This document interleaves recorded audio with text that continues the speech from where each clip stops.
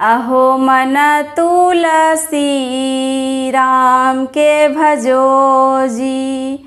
अहो मन तुलसी राम के भजो जी। राम के भजो भगवान के भजो जी। अहो मन तुलसी राम के भजो जी। अहो मन तुलसी राम के भजो जी। कहमहि तुलसी के नैहर कहाँ ससुरारी हो राम। कहमहि तुलसी के नैहर कहाँ ससुरारी हो राम। अहो राम कहमाहि तुलसी जनम लेलन कौने जड़ी रोपल हो राम।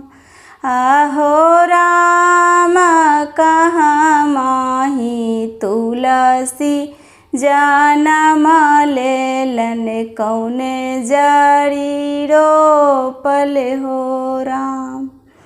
गोखुलहि तुलसी के नैहर वृंदा ससुरारी हो राम।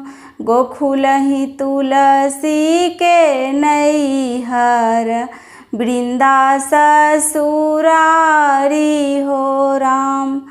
अहो राम कुरखेत तुलसी जनम लेलन ब्रह्मा जड़ी रोपल हो राम।